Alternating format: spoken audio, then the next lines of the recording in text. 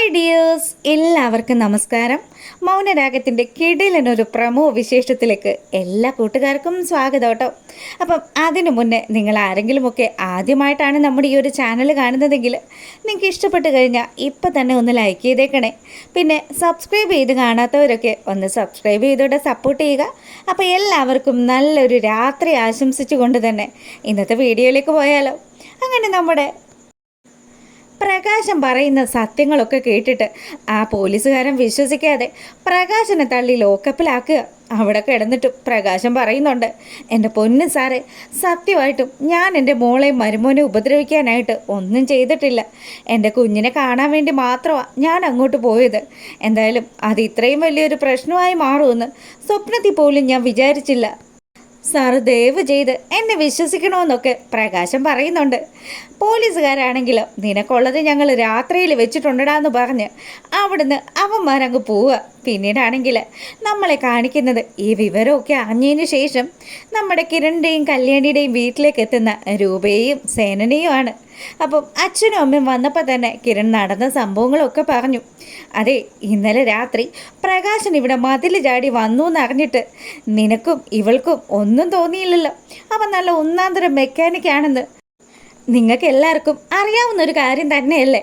അങ്ങനെയുള്ള ഒരുത്തൻ ഈ വീട്ടിൽ വന്ന് അവിടെ ആ ഒരു ഹാളിൽ കിടന്നിട്ട് പോയെന്ന് പറയുമ്പോൾ ഒന്ന് ആലോചിച്ച് നോക്കുകയാണേ. ഇപ്പം നീ ആ വണ്ടി എടുത്തുകൊണ്ട് പോയിരുന്നെങ്കിൽ നിൻ്റെ അവസ്ഥ എന്താകുമായിരുന്നു? അച്ഛൻ പറയുന്നതൊക്കെ ശരി തന്നെയാണ്, പക്ഷേ ഞങ്ങൾ ആ ഒരു രീതിയിലൊന്നും സംശയിച്ചില്ല.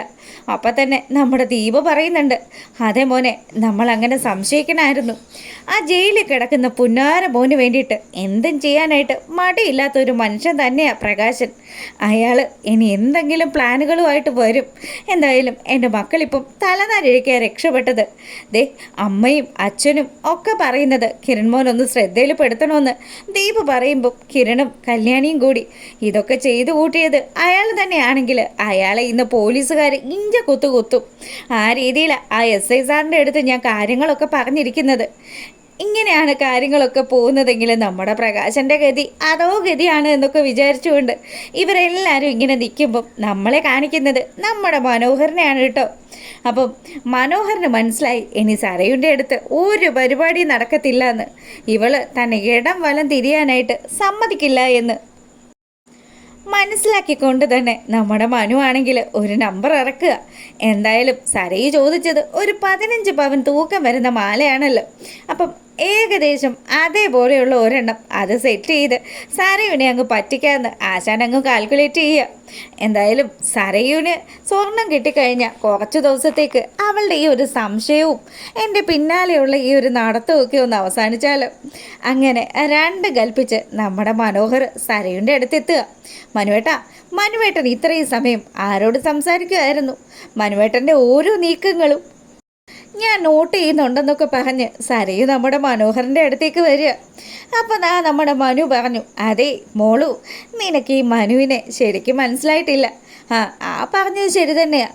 മനുവേട്ടനെ എനിക്ക് ശരിക്കും മനസ്സിലായിട്ടുണ്ടോ എന്ന് എനിക്കിപ്പോൾ നല്ല സംശയമുണ്ട്. എല്ലാവരുടെയും മുന്നിൽ ഞാൻ ഒരുപാട് അഹങ്കരിച്ചിരുന്നു. പക്ഷേ ഇപ്പം അതൊക്കെ ഞാൻ ചെയ്തിരുന്നത് അതൊരു തെറ്റായി പോയോ എന്ന് പോലും ഞാനിപ്പോൾ ചിന്തിക്കുന്നുണ്ട്. എൻ്റെ സരയോ, നീ ആദ്യം ഒരു കാര്യം മനസ്സിലാക്ക്. നീ എപ്പോഴും എൻ്റെ പിന്നാലെ ഇങ്ങനെ നടന്ന് ഞാൻ എവിടെ പോകുന്നു, എന്ത് ചെയ്യുന്നു എന്നൊക്കെ ചിന്തിക്കുന്നതിന് പകരം നീ ഈ കുഞ്ഞിനെയും നോക്കി ഈ വീട്ടിലങ്ങ് ഇരുന്നാൽ എന്താ പ്രശ്നം? നിൻ്റെ അമ്മയ്ക്കും അച്ഛനും ഒക്കെയുള്ള ആ ഒരു പ്രശ്നങ്ങളൊക്കെ പരിഹരിച്ച് നമുക്ക് മുന്നോട്ട് പോവാമല്ലോ. മനുവേട്ട, എന്തൊക്കെ പറഞ്ഞാലും മനുവേട്ടനെ പഴയതുപോലെ വിശ്വസിക്കാൻ എനിക്ക് ഇച്ചിരി ബുദ്ധിമുട്ടുണ്ട്. അതുകൊണ്ട് തന്നെയാണ് ഞാൻ പറഞ്ഞത് മനുവേട്ട പോകുന്നിടത്തൊക്കെ എന്നെ കൂടി കൊണ്ടുപോകണമെന്ന്. എന്തായാലും മനുവേട്ടൻ അതിന് തയ്യാറായില്ലെങ്കിൽ പിന്നെ എൻ്റെ സ്വഭാവം അറിയാമല്ലോ.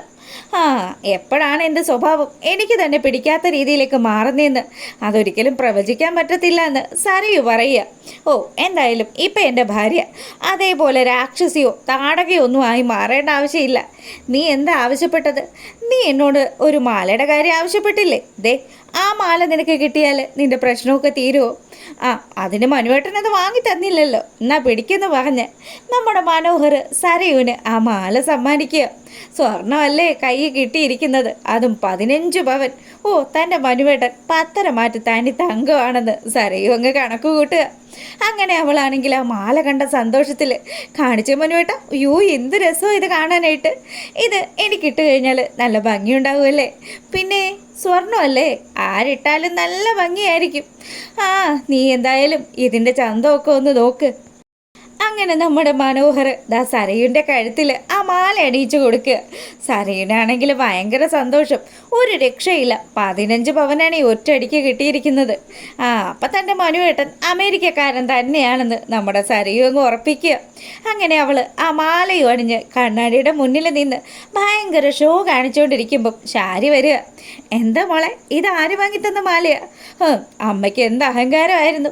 അമ്മ ഇത്രയും കാലവും പറഞ്ഞുകൊണ്ടിരുന്നത് എൻ്റെ മനുവേട്ടൻ എല്ലാവരെയും പറ്റിക്കുകയാണ്, എൻ്റെ മനുവേട്ടൻ അമേരിക്കയ്ക്ക് കൊണ്ടുപോയില്ല എന്നൊക്കെയല്ലേ. പക്ഷേ ദേ നോയിക്കേ, എൻ്റെ മനുവേട്ടൻ എനിക്ക് വേണ്ടി വാങ്ങിത്തന്ന മാലയാ. കണ്ടേ, ഇഷ്ടപ്പെട്ടോ എന്ന് ചോദിക്കുമ്പം ഇതൊക്കെ ഉള്ളതാണോ ദൈവമേ, അതോ ഇത് വല്ല ഗോൾഡ് കവറിങ്ങും ആണോ എന്ന് മനോഹരനെ നോക്കിയിട്ട് നമ്മുടെ സാരി ഒന്ന് ഇങ്ങനെ നോക്കി. അപ്പോഴത്തേക്കിനും തന്നെ നമ്മുടെ സരയു പറയുന്നുണ്ട്, അതേ ഇനി ഇത് ചൂഴ്ന്ന് നോക്കണ്ട, 15 പവന സൂക്ഷിച്ചു വെച്ചില്ലെങ്കിൽ ശരിയാവില്ല മനുവേട്ടാന്ന് പറഞ്ഞ് അവളത് അവളുടെ അലമാരിയിലേക്ക് വയ്ക്കുക. അങ്ങനെ ഇവിടെ ഈ കാര്യങ്ങളൊക്കെ നടക്കുമ്പം നമ്മുടെ കിരണും കല്യാണിയും കൂടി ഒരു തീരുമാനം എടുക്കുക. എന്തായാലും പ്രകാശൻ എന്ന് പറയുന്ന സ്വന്തം അച്ഛനാണ് ഇപ്പോൾ തന്നെയും തൻ്റെ ഭർത്താവിനെയും കൊല്ലാൻ ശ്രമിച്ചതെന്ന് കല്യാണി ഉറച്ച വിശ്വാസത്തിൽ തന്നെയാണ്. അതുകൊണ്ട് തന്നെ കല്യാണി പറഞ്ഞു, കിരണേട്ടാ ഇത്രയൊക്കെ ചെയ്തു കൂട്ടി അയാളെ പോയി ഒന്ന് കണ്ടില്ലെങ്കിൽ പിന്നെ എങ്ങനെയാണ് ശരിയാവുന്നത്? അയാളുടെ മകന് വാക്ക് കൊടുത്തിട്ടായിരിക്കും ഇപ്പം വന്നിട്ടുള്ളത്. എന്താ അങ്ങനെ തന്നെയല്ലേ കിരണേട്ടാന്ന് കല്യാണി ചോദിക്കുക. എൻ്റെ കല്യാണി, നമുക്ക് അയാളെ പോയിന്ന് കാണണം, അത് തന്നെയാണ് ഞാനും ആലോചിക്കുന്നതെന്ന് പറഞ്ഞ് കിരണും കല്യാണിയും കൂടി നമ്മുടെ പ്രകാശൻ കിടക്കുന്ന ആ ഒരു സ്റ്റേഷനിലെത്തുക. അവിടെ ചെന്നതും പ്രകാശനാണെങ്കിലോ കല്യാണിയും കിരണിനെയും ഒരുമിച്ച് കണ്ടപ്പോഴത്തേക്കിനും പ്രകാശൻ്റെ കണ്ണുകളൊക്കെ നിറയാൻ തുടങ്ങി. മക്കളെ, നിങ്ങൾക്കൊന്നും സംഭവിച്ചില്ലല്ലോ അല്ലേ? എടോ, താൻ ആരുടെ മുന്നിലാണോ ഈ അഭിനയിക്കുന്നതെന്ന് കിരൺ ചോദിക്കുക. എൻ്റെ മക്കളെ, സത്യമാണ് ഞാൻ പറയുന്നത്, ഞാൻ നിങ്ങൾക്കെതിരെ ഒരു തെറ്റും ചെയ്തിട്ടില്ല. ഒരിക്കലും എനിക്കങ്ങനെ ചെയ്യാനും സാധിക്കില്ല. ഞാൻ നിങ്ങളെ ഒരുപാട് സ്നേഹിക്കുന്നുണ്ട്. അങ്ങനെയൊക്കെ നമ്മുടെ പ്രകാശം പറയുമ്പോൾ കല്യാണിയും കിരണും ആണെങ്കിലോ താൻ പറയുന്നതൊന്നും ഞങ്ങൾ വിശ്വസിക്കില്ല.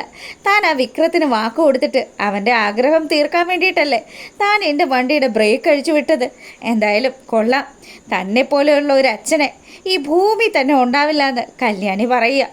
ഇതൊക്കെ കേട്ട് തകർന്ന് തരിപ്പണമായി നിൽക്കുക നമ്മുടെ പ്രകാശൻ പറയുന്നുണ്ട്, ഇല്ല സത്യമായിട്ടും എൻ്റെ മോളെ നിന്നെ കാണാൻ വേണ്ടി മാത്രമാണ് ഞാൻ ആ വീട്ടിലേക്ക് വന്നത്.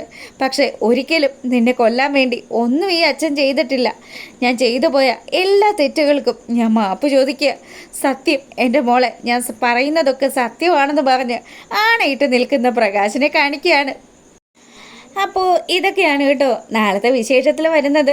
വീഡിയോസ് ഇഷ്ടമായിട്ടുണ്ടെങ്കിൽ ഒന്ന് ലൈക്ക് ചെയ്തിട്ട് കാണണേ. അപ്പം എല്ലാ കൂട്ടുകാർക്കും നല്ലൊരു രാത്രി ആശംസിച്ചുകൊണ്ട് ഇന്നത്തെ നമ്മുടെ വീഡിയോ വൈൻഡപ്പ് ചെയ്യാണ്. അപ്പോൾ ഓക്കെ, താങ്ക്